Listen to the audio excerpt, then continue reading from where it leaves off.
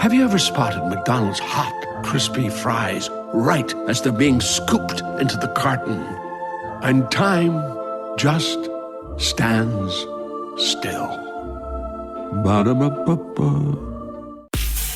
Now, it's Everything is Golden on the Red Apple Podcast Network. Here is your host, James Golden, a.k.a. Bo Snerdley. Welcome, my friends, to Everything is Golden. It is a high honor that I introduce you to one of my dearest, best, wonderful friends in this life, who also happens to be, fortunately for her, retired from the media and enjoying her life.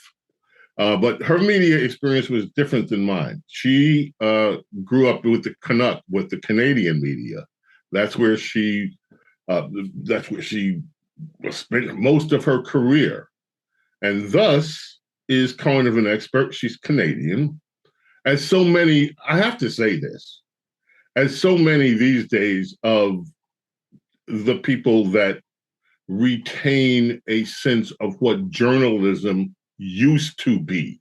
You don't find a lot of that in the American media landscape anymore. But when you do, if you're fortunate enough to find some of the old school, and I don't mean that as a pejorative, Canadian journalists, they actually have those journalistic standards that used to be common even in America. And sadly, they don't. So without any further ado, my good friend, Debi Pelletier, is with us today. Hello. It took you 6 months to convince me to come on. Yes, exactly. But now you're here. And I don't want to do Orange Man bad today. So, but I do want to talk about Canada and this relationship that America has with Canada. But one of the first things I'd like for you to do is explain to us how the Canadian government sort of works. 1 minute we see Justin Trudeau was there. The next minute, of course, this took over a period of months. He was gone. Then you have another PM guy, Ford, speaking up from Ontario and sounding like he runs things there. So basics, let's go to basics. Explain Canada to the United States. We have our 50 states. We have governors. We have senators. We have Congress people. And then we have the locals, the state governments, which is basically a replication with their own state legislature, Senate, assemblies, or Congress, the House, if you want to call it that. Then you go down to the municipal level, and there you can get into your city councils. But anyway, it's pretty clear to a lot of Americans how that structure is supposed to operate. And I find myself sometimes confused as to how Canada operates. So help me understand and help us understand how Canada operates. Well, the political structure is not dissimilar. There is a federal government similar to, the government in Washington, D.C., the feds.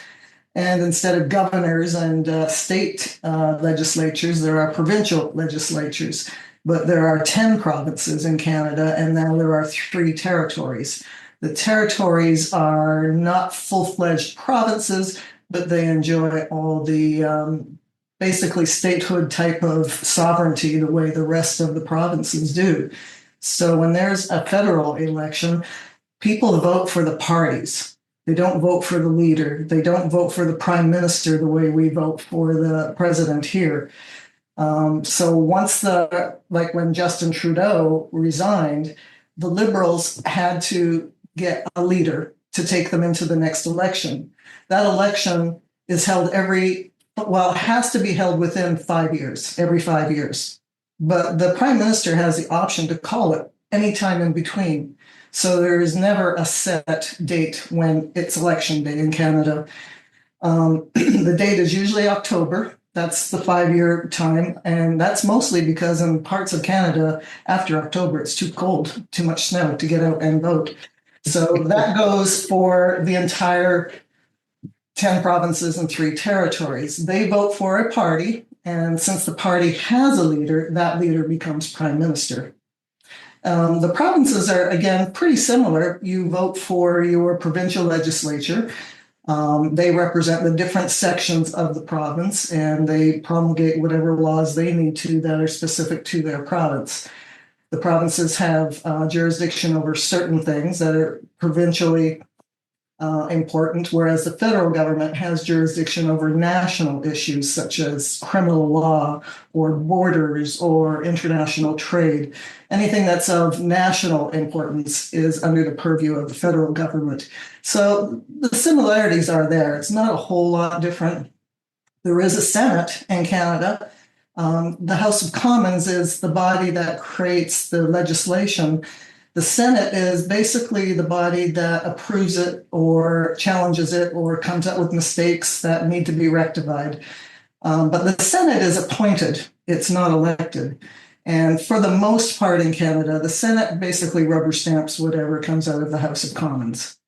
So that's essentially it. The Canadians, we used to say that. Wait, hold on. So you don't get into this thing that we have here between the Senate and the House, where you have these battles and they could be different. For instance, when it's not what we have right now is a trifecta, thankfully, with very narrow windows of control of the House, the Senate, and the presidency in one party.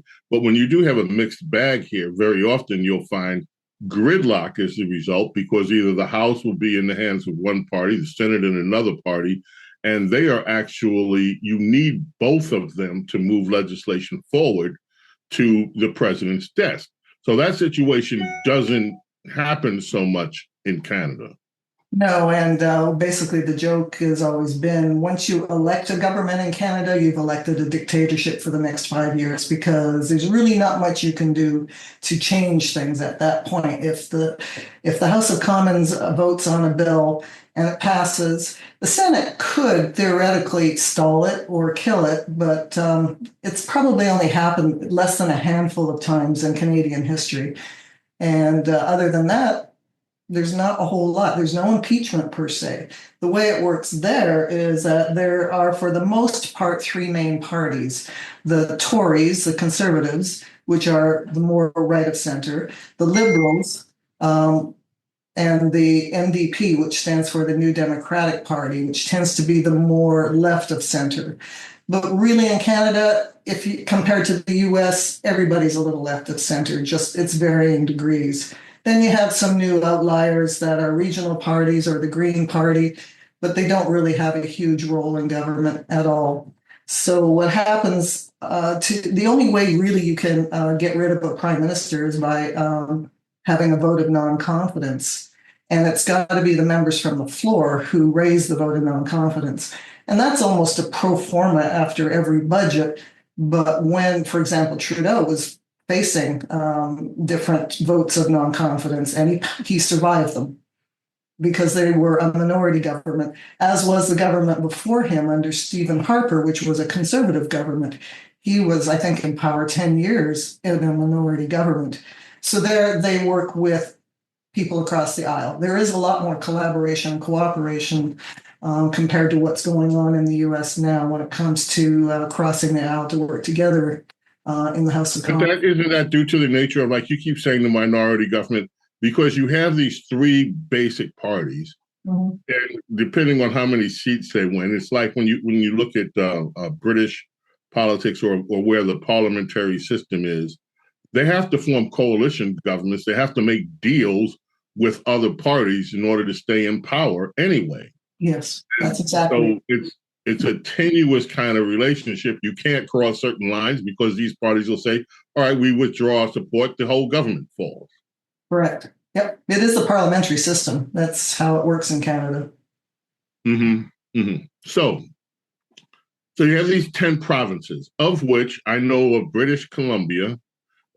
Thank you. I know of Ontario, where this Ford guy is running his, excuse me, let me be nice. Ford guy, who isn't he related to the crackhead Ford that was running things up there for a while? That was his brother, mayor of Toronto. Yep. Mayor of Toronto, crackhead. He and Marion Barry could have been good friends. It might have been. They might have been. So you have that. And then of course there's Brunswick, there's Alberta, right? Or so which I don't know what are the other provinces up there? Starting on the Pacific coast, there's British Columbia, which is Canada's version of California. Then there's Alberta, which is Canada's version of Texas. Then there's Saskatchewan, Manitoba, which is like Idaho, Montana. It's the prairie provinces. Saskatchewan, Manitoba. Then you get to Ontario, which is the largest and most populated province. Then Quebec. And then you hit New Brunswick, small little New Brunswick, even smaller Nova Scotia. Then you've got Prince Edward Island, Newfoundland, and Cape Breton Island. And then the territories, in the territories, you've got Yellowknife, Northwest Territories, and now the whole top of the continent is part of Indigenous territory called Nunavut. And it's a self-governing Aboriginal Native First Nations territory. Oh, wait a minute. So they did their version of the reservation and they shipped all the indigenous people up north where it's really cold and just that's the way it worked? No, not at all. No, in Canada, very few tribal rights were ever signed away. There are very few treaties that were ever negotiated. So for the most part, a lot of Aboriginal First Nations land is Native territory. Most of British Columbia, Alberta is Native territory. And the Supreme Court of Canada, probably going on 20 years ago, recognized Native rights and to the land and to the resources there. And so those communities very much are aware of that fact, and everybody works together. And it's evolved over time. When I lived in the north, it was very different. But now the Native people own schools, own governments, own self-determination. And they enforce their own laws, very much like any province would. So if we end up with Canada as the 51st state, that means we got to do a separate deal with the Indigenous people too? They're part of the Union of Canada, but... So then that would be, so we'd get it be an all-inclusive. I got it. Okay, so I don't want to go too far off into that. Good luck with that. Good luck with that. You try negotiating through the Arctic Circle in the dead of winter. Yeah, good luck with that. Okay, so, but I do want to talk about one thing without getting too knee deep into the political heat of the day, which is you and I had a discussion, and I'm so glad we did because it helped me understand something. President Trump has said that, okay, one of the things that he's pointed out is the trade imbalance that we have with Canada. Now, I understand that some of the figures are in dispute, how shall we say, but one thing isn't, and you and I discussed this, and I found it really enlightening, which is the dairy, because that one I said, okay, I'm aware of this one. I'm slightly aware of what's going on with the timber, because you and I have talked about that in the past too. But there are a lot of nuances with the whole timber thing that I still don't understand, quite frankly. And I also know that there are certain products that in timber that aren't in America. There are certain types of woods that you can only find up in that region of the world, like Alaskan, which we have in Alaska, but primarily in BC, like yellow cedar, where I get that. But the dairy, I think, is really understandable. Everybody, especially given the price of dairy products these days. So Donald Trump has said that Canada has, I forget what it was, a 400% or whatever, 200%. They tariff American dairy to the point that Americans cannot sell dairy products into Canada. And that's one of the things that Donald Trump says he's hoping to correct with reciprocal tariffs. So I asked you, why doesn't Canada allow American dairy products to sell in Canada. And I'm asking you again, so we can talk about that for a minute. Well, American products are sold in Canada under the two different North American free trade agreements, including the most recent one. There were quotas set about how much could be sold on either side of the border. And once that amount is reached, then the Canadian tariffs are kicked in. But that amount has never been reached. So those tariffs have not kicked in. Canada operates under a supply management system. So, and that's because, again, it's a vast country with not a whole lot of people. There's 40 million people in Canada. What's that? The population of Florida, and in a territory that's the second largest in the world.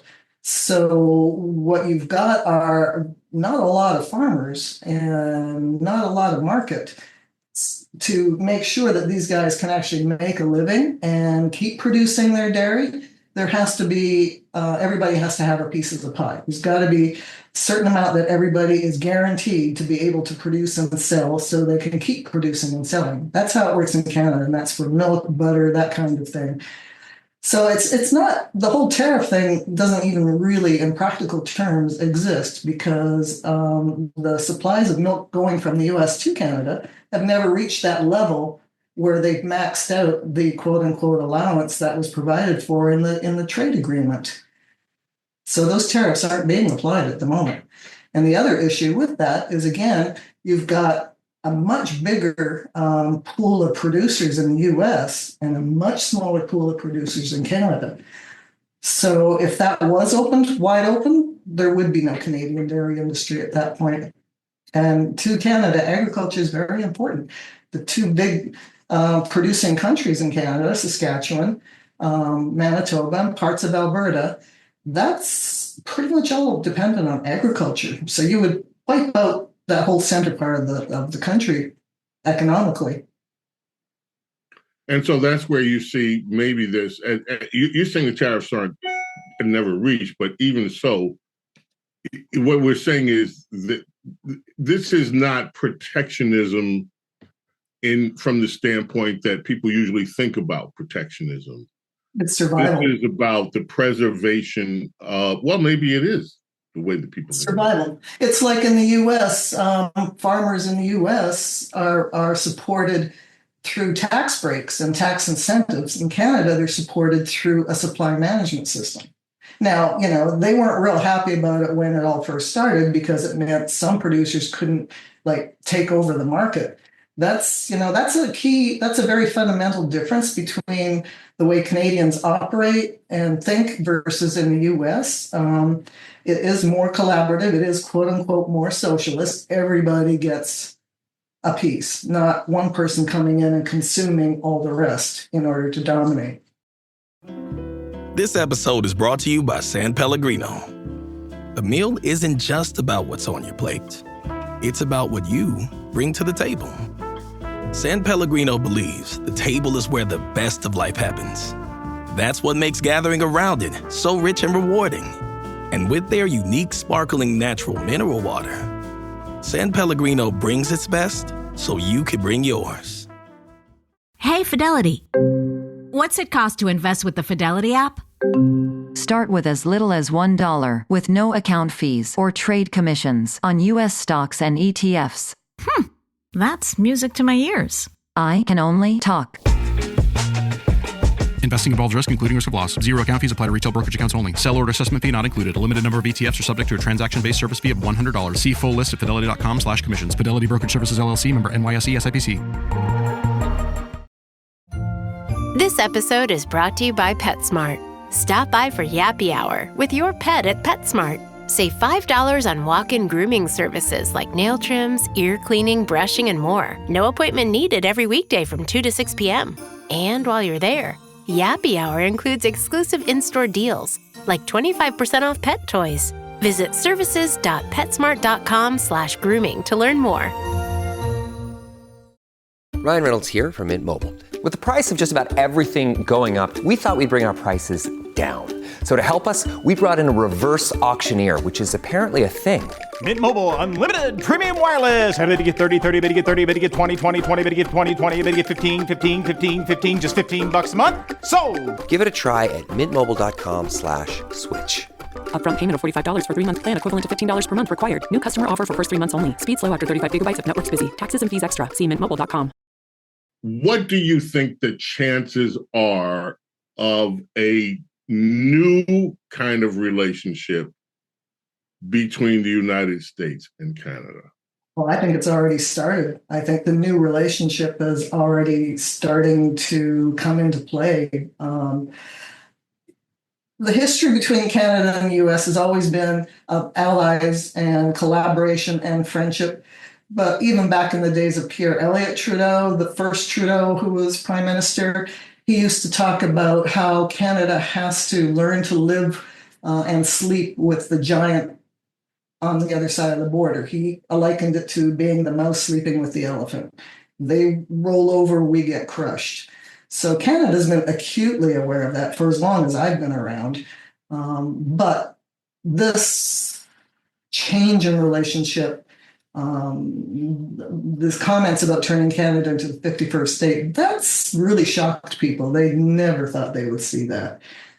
As a result, everybody's digging their heels in. It's not the same situation, but when you look at the resolve and the determination of the Ukrainians against the vast Russians, you're going to have the same kind of attitude in Canada toward the United States.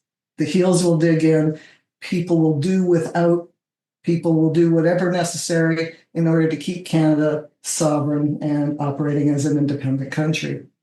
People in Canada are very nice until you push them against the wall, and they'll fight back. That's the fangs come out. Yeah, but okay, without James, please be nice. People underestimate just how different Canadians are from Americans. Okay, you people don't have any guns. You keep the guns all locked away. You don't have any guns. You don't have a big military. You don't have a big Air Force. You don't have a big Navy. You don't have any atomic weapons if it ever got to that. You don't have any. What do you have? What we have the uranium. We have the uranium that other countries need to make their atomic weapons. We'll take it. I mean, if it came down to that, and I know, trust me. Right. But really, is it going to come down to is the U.S. going to send the troops into Canada and take it by force? Really? For my dear Canadian friends, I am not advocating a hostile takeover of Canada. I want that to be clear. That's pretty much the only way it can happen, I think. In my opinion, it won't happen any other way. And I could be wrong. Look, here's what I said. Going to happen. Here's what I said to you. Here's what I said to you when we first began talking about, all jokes aside, because I've been saying for decades that we need to take over Canada. Yeah. And I have been. For decades, I've been saying, you know what, we just need to take over Canada. I never thought that it would actually be on the table. That said, you look at the situation that Britain had with Northern Ireland. And how long had that been going on before there was decades, right, an uneasy peace that was finally brokered? And things seem to be okay now, but it took a long time for that to happen. If you mentioned the Ukrainian-Russia situation, there I don't want to delve off because that's a whole nother podcast. But people look at that, and I think from the United States standpoint, one of the things that struck me with that was that when the Cuban Missile Crisis happened in the United States of America, we have new president John Kennedy, 1960. Russia, Soviet Union then, decides that they want to park some nuclear weapons in Cuba 90 miles away from America's border, Florida. And Jack Kennedy and all the bunch say, oh, hell no, not going to happen. You will start a nuclear war like this. You are not going to put nuclear weapons that close to our border. Well, under the Biden administration, it was common talk that Ukraine might perhaps become part of NATO.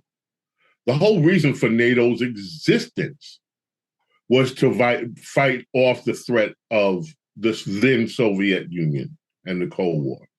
And so, Vlad, think of him what you may, and I'm not a Vladimir Putin lover by any standpoint at all, but Vladimir Putin says, no, you are not going to put NATO on our doorstep.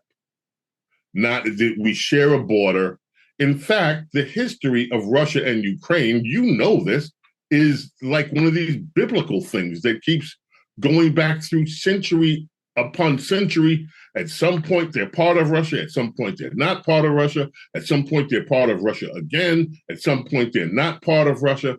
This whole thing, we're talking like 1,000-year history, or at least 600-year history, I think, that goes back between these two nations, where sometimes it's friendly, sometimes it's not. But I think everyone could understand, I think most people might understand, that Putin had a legitimate grievance about, I even hate using the word legitimate because I don't want that to be taken out of context, but he had an understandable grievance from his perspective about NATO with nuclear capabilities being right on his doorstep.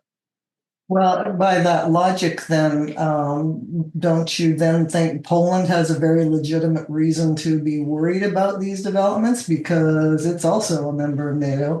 It's also on the border. Finland is also worried. When I was in Poland late last year, that was a huge topic of conversation, and Poland's history is very similar to Ukraine's. But NATO is also in place to also protect each other member from incursion, from being invaded by member nations or any other nation for that matter. One being attacked means they all come to their defense. Canada is a member of NATO. And people also don't realize that Canada was instrumental in creating the United Nations. That doesn't score points with some of us.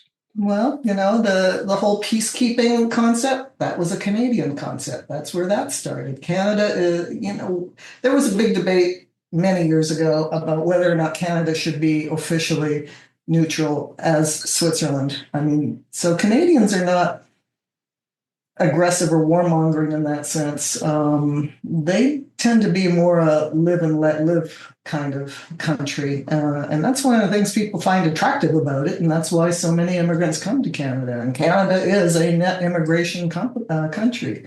Its population would never have grown the way it has without immigration. So Canada, but let us say this about that, because one of the other grievances that the current administration has articulated about Canada is the amount of fentanyl that now comes pouring through the northern border. You're saying that, but look, my experience with just watching reality television, slap me, is that the Canadians do take, they are conscious of, to a high degree, people coming into the country.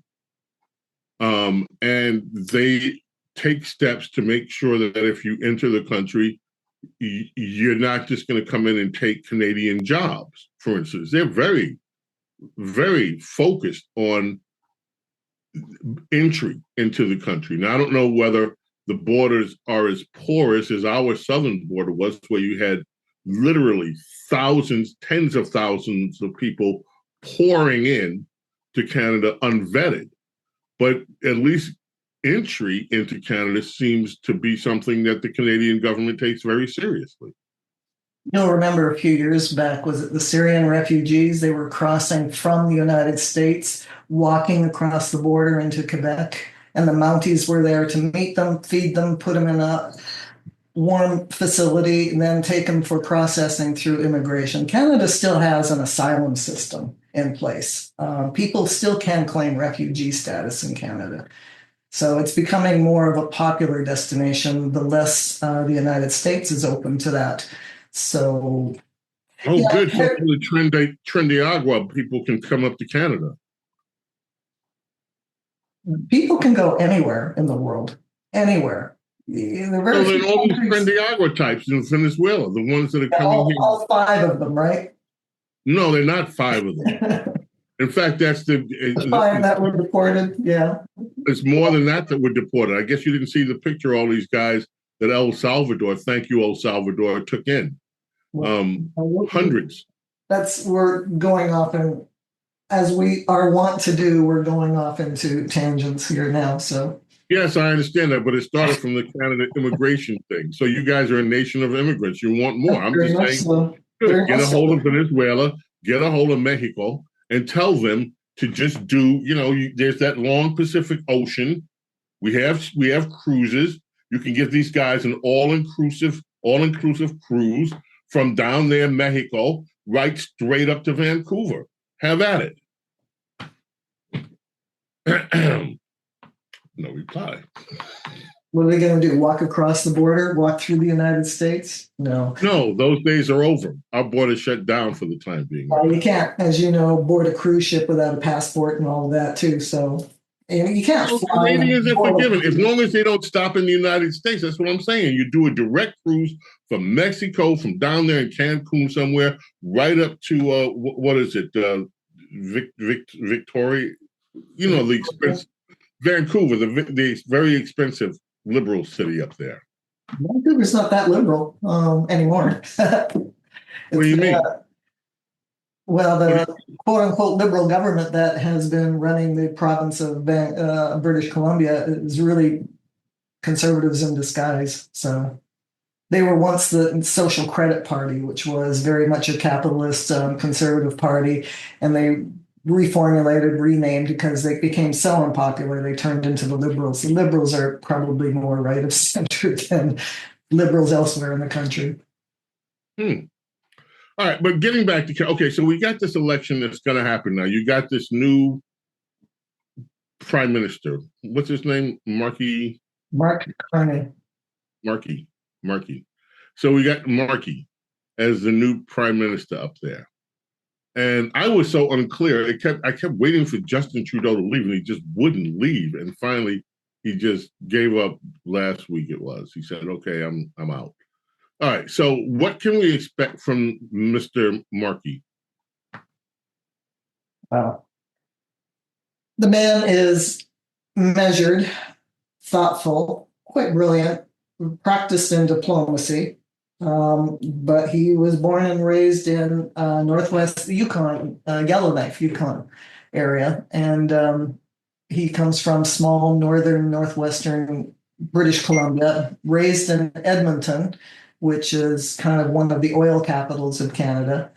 He knows what it is to be a small town Canadian, but he's also worked in some of the most important financial institutions in the world as the governor of the Bank of Canada, the governor of the Bank of England, the first non-British to even have that position. He's, I guess basically my perspective is he's extremely competent, not too exciting, a little on the boring side. One-on-one, he's funny, he's personable, but he's a very measured person. I think that he steered Canada through the Great Recession. What was that? Back in the late 80s. He steered Great Britain through Brexit. Well, I think he's in a very good position to steer Canada through the economic catastrophe that's facing it right now. The question is whether his personal popularity and the fact that he's with the Liberals is not helping him, but it's whether he can actually pull off salvaging the Liberal Party as the government of Canada. Pierre Poilievre has never worked. He's always been a politician. He was one of the youngest in Canada at one point in time. And basically he's seen as a mini MAGA. And that's not a real popular perception to have right now. So he's lost something like a 20 He lost 20 points within 2 weeks. Yeah, and it's neck and neck. And I think Carney, he's a numbers guy. He's going to analyze and figure out the best. He's got until October. You don't want to leave it to the last minute. But if the numbers are lining up, I think he'll call an election quite soon. I mean, so you think he might call the election before October? Oh, yeah. Yeah, I do. Yeah, that's, he's got at least. Now, of course, I like Poilievre. They can call him mini MAGA, whatever. I like that guy a lot from what he's saying. But what you're saying is he has no practical experience other than he has no private sector experience. His experience is all in the public sector. Right. Yeah. He talks great. Some might think so. I'm one of those that do. The guy. I like what I hear out of Poilievre. I mean, he's a little upset right now with the United States. He also comes from Alberta, and Alberta tends to be more aligned with the right side of the ledger. Alberta's always been the right-wing province, British Columbia, the left-wing province, and then everybody's kind of scattered in between. But at the end of the day, you have a federal election in Canada. Quebec votes, Ontario votes, the rest of the province might as well close the voting booths and go home. Because once those two vote, if they're strongly behind one party or the other, the election's over. So, wait a minute. So wait a minute. It's where now? It's Ontario and Quebec. And the two provinces, Alberta and Quebec? Ontario and Quebec. Ontario and Quebec. Once Ontario weighs in Quebec, if they're aligned, that's it. It's done. Yeah. So then the poor folks out there in British Columbia, just with everybody else, you just go along with, yeah. Well, at that point, you go home. You don't bother voting. If the results are showing that the elections, all the seats have been spoken for by one party, the election's pretty much over. I mean, that is one of the big debates that have been going on in Canada for decades about it's a representational government, but the bulk of the population's right there in those two provinces. I mean, Ontario's got the biggest, Quebec's second. After that, it's a smattering here and there. British Columbia, I think it might be up to 3 million people now. Alberta, I don't even know what that is, but you guys might want to look at this electoral college thing. It kind of works for us to make sure that people don't get wiped out by big population centers. The genius of the founding fathers of America and the electoral college. Really, I'm very serious about that, because if we had that, the same thing would happen here. You'd get New York, you'd get LA, San Francisco, Atlanta. What else? And one or two, Chicago. And if that's it, at the end of that, just close it down. Everybody else is done. But the genius of the electoral college system is that that's not the fate that America's electorate has. Now, we have admittedly other challenges, but I think there was some genius behind this electoral college thing. Okay, so it's going to come down to Poilievre, and it's going to come down to Mark Carney. Carney. Huh? Carney. Like carnival. Carney. So which I don't know the guy. I mean, I'm open to learning more about him. You say he's very distinguished. He's done all these wonderful things. So it's going to come down to Poilievre and Carney. Who would you roll the dice for? I'd roll the dice for Carney right at the moment. Yeah, again, I think that the political situation in the U.S. has really flipped the switch in terms of Canadians' feelings. They were extremely unhappy with Trudeau. I mean, I've been hearing from friends, relatives, family for years about how awful Trudeau was and how much they despised him. Interestingly enough, his father went through the same thing, and now he's considered one of the greatest politicians Canada ever had. But that ain't going to be Justin's history, by the way. That will not be the legacy of Justin Trudeau. Well, Canadians are well known for eating their politicians, turning on them very quickly. Canadians, Well, I'm Canadian, I can say this, but basically Canadians are enormous navel gazers. And I think that sometimes things are so good in the country that you got to find something to bitch about. And so it's going to be their politics is a kitchen table sport. You can sit around the table, argue, fight, and everybody's cool. Nobody brings out the guns and nobody starts punching each other out. Everything is cool. But people are very engaged in their politics and their politicians, feel very strongly about it. People tend to vote strategically in Canada. Yes, there's a lot of emotion, but when push comes to shove, people will vote for what they think will work out best for the country. And that's why I think Carney's got the edge right now, because people are dead set against anything that's happening out of DC at the moment.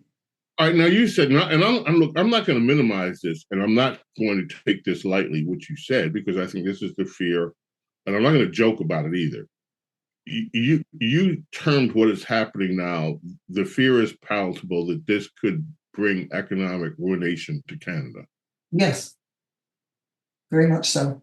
I mean, the other part that happened in this equation is that now that Trump has opened these doors, China's let through them and is hitting Canada with all kinds of tariffs of its own on issues that relate back to a year ago. So it's a 1-2 punch. What are you talking about? Well, China is imposing tariffs on Canadian goods, very similar to what Trump is doing. So, the other... What is the rationale? I'm sorry, what's the rationale with China? That Canadian won't let Chinese products into Canada? Are they using the same rationale? Yeah, they're using the rationale that they can't access, the agricultural sector. Well, hell, this is China we're talking about. China markets are freaking closed to anybody that the commies over there don't want in their markets. All of this began a few years back when the United States asked Canada to not incarcerate, but it was a woman who, I think she was the daughter of the owner of TikTok or something like that. I can't remember specifically now, but they asked the United States asked Canada to detain her. Canada did, being a good neighbor. Well, since then, Canada has been on the bad list of China for doing that because she was a very prominent person, a very important person in China. So it's been a little titchy between China for these last several years too. Thank you, USA. And, it's one of those, do a favor for the U.S., get your head bit off. But one of the points I want to make, Elliot, is that, James, is that all the things that Trump may want out of Canada, so does China. China is one of the biggest consumers as well. Canadian fish, timber, minerals, resources. Those are all the things Trump wants. China also is poking its way into the Northwest Territories. So, I think people have kind of not seen that part of it. See, this is interestingly because then you guys might really want to consider this 51st state thing as a hedge against China. Well, we might want to join China as a hedge against the United States. You will not want to join commie China. Do you know how many people of Asian descent live in Canada? Do you know how many? There is no way. We're not going to put China on our doorstep. That's not going to happen. You're talking about that would be truly a mistake because you know where that heads. That's really dangerous. Any move that is made by Canada is going to be dangerous at this point in time. Yeah, Trump has put the squeeze, and Canada is going to use whatever. Okay, how do you see? Okay, 3 years from now, where do you think all this ends up? That's a tough one. I know during the last recession, it took Canada something like 10 years to pull out of it. I have a feeling that's probably going to happen again. I'm not an economist, but I do think that unless Canada can forge alliances with important partners in the world, it's going to be in a really tough position, struggling for its economic life. I hope that doesn't happen, But I mean, who's got the crystal ball? We're dealing with a president who's so unpredictable. You just don't know what the next day is going to bring. So it's hard to say what direction we're heading in. Next thing we know, we may have the Americans and the Russians on our northern border. We may have the Russians coming from the north, the Americans coming from the south. It's just too hard to predict right now. We want to protect Canada. Oh, really? Yeah. Right. Yes, we do. We first of all, the government wants to protect women, and right. Yeah, stop. Let's not do Orange Man stuff. But I'm just telling you, we want to protect Canada. We love the Canadian people. We love Canada. You guys are like us. A funny way of showing their love. Look, things are a little difficult at the moment, but we love Canada, and I'm sure that this is all going to end up tickety-boo. Tickety-boo. The other part of all of this that people haven't given much thought to are all the little communities along the border, Campobello Island, Point Roberts, Stewart, Hyder, Alaska. These are places that the American population or the Canadian population can't function without crossing borders, can't get supplies, so, and the other part, well, it just keeps going on and on, but the other part about, the talk of reconfiguring and the border and saying that the border treaties can all be tossed out because they're not valid, there's a lot going on. Look, what you can keep your national anthem. Oh, thank you. Very kind of you. The true north, strong and free. Like I said, I'm not going to make light of it. But I do want to check in with you from time to time. We're going to do this and just check in on more of what happens with this. I think it's really interesting. And I don't say interesting as a brush off. I think that we are certainly living in interesting times. We haven't even talked about Greenland yet.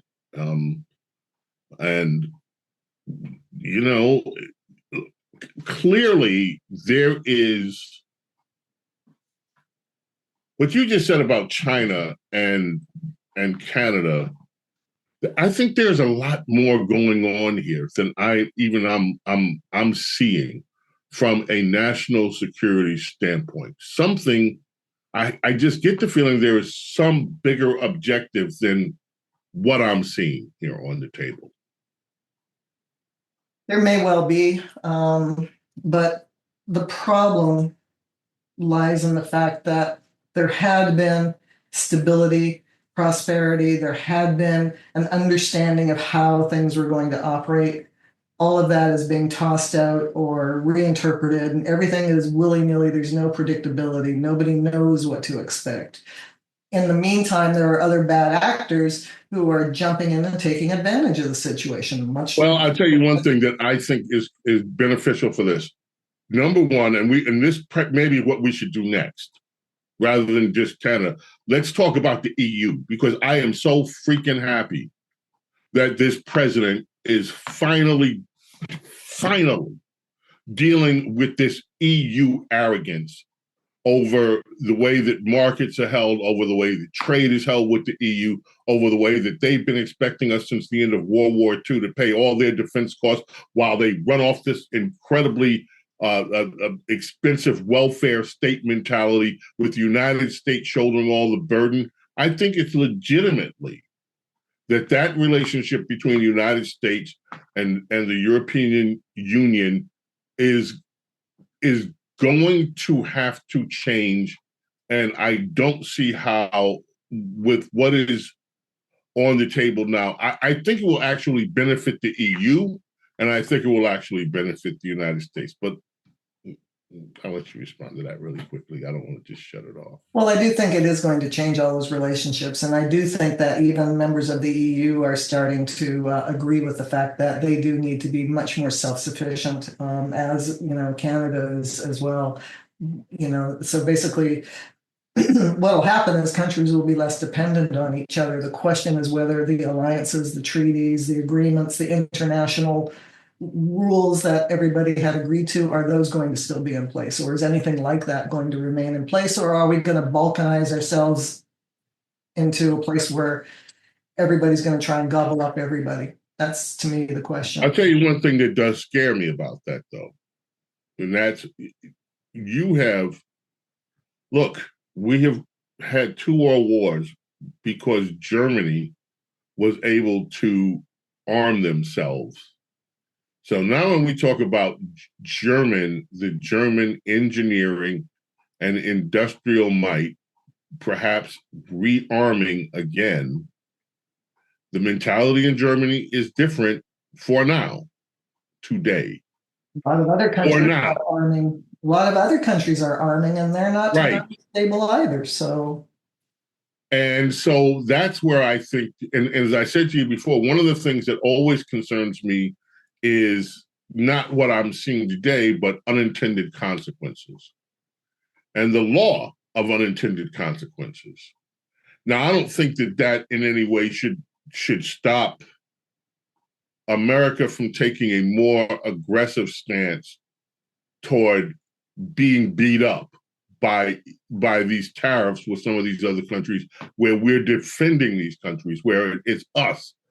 The United States was NATO for the most part. Without the United States investment, NATO would have been done, because these other nations refused to honor their own commitments, to pay for their own. I don't recall anybody holding a gun to the Americans' head in order to get that funding. I seem to recall the American delegations approved it.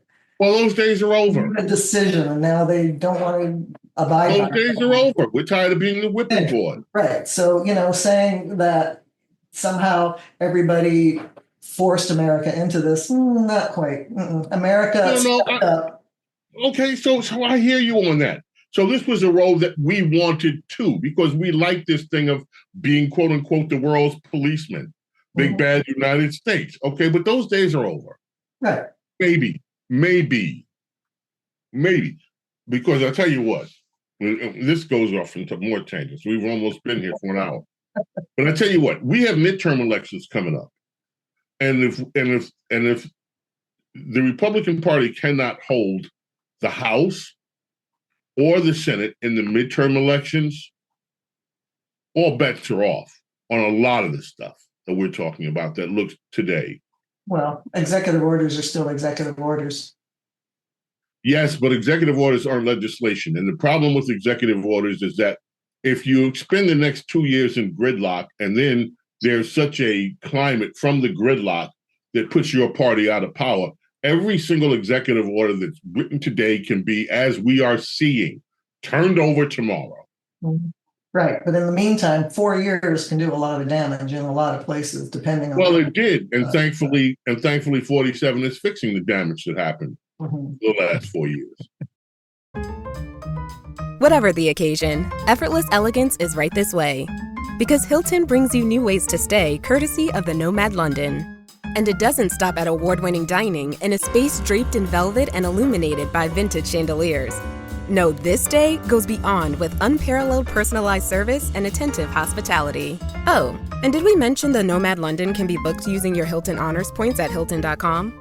Hilton, for the stay. Is anyone out there? Another salesperson enduring the endless search. Exhausting. If you want to get right to the right conversations, you need LinkedIn Sales Navigator. Whether you're looking for new leads or strengthening existing relationships at your top accounts, get right to the right conversations with LinkedIn Sales Navigator. Try LinkedIn Sales Navigator now with a free 60-day trial at linkedin.com/trial. That's linkedin.com/trial. Terms and conditions apply! Get into your body's vitals with the Vitals app on Apple Watch. I wanna get into my body and let my skin do the talking. I wanna feel like I'm myself again. The Vitals app tracks key overnight metrics so you can spot changes in your health before you feel them. The Vitals app on Apple Watch. iPhone XS or later required. The Vitals app is for wellness purposes only and not for medical use.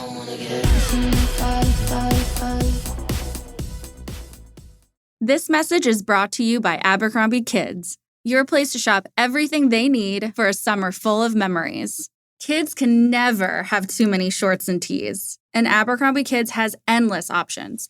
Planning a water park or beach trip? Get them new swim with next-level comfort. Summer's calling. Answer with Abercrombie Kids. Shop in-store, online, or in the app. And on that happy note. Yeah, well, yeah, we can spend 3 hours debating these things, as you well know. So, given time constraints, we again will agree to disagree on some of these issues. On some of these issues, we will. But one thing that I will not disagree on, we both love Canada.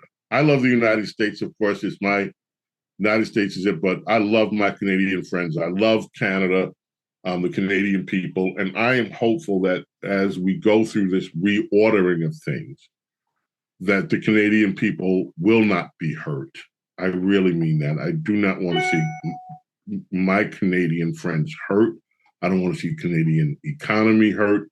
I don't want to see the Canadian people hurt. And I hope we can find a solution for all of these things where we can get what we need here in America, which is a better relationship with Canada.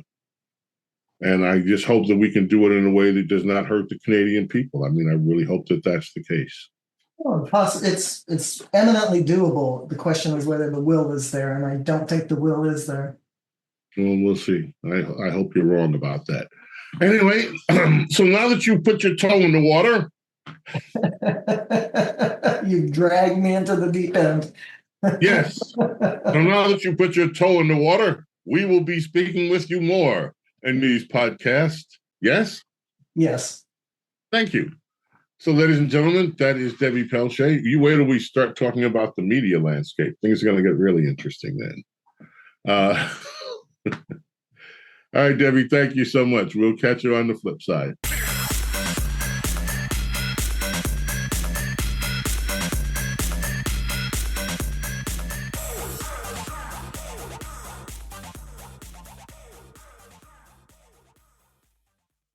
Americans love using their credit cards, the most secure and hassle-free way to pay. But DC politicians want to change that with the Durbin-Marshall credit card bill. This bill lets corporate megastores pick how your credit card is processed, allowing them to use untested payment networks that jeopardize your data security and rewards. Corporate megastores will make more money, and you pay the price. Tell Congress to guard your card, because Americans lose when politicians choose. Learn more at guardyourcard.com.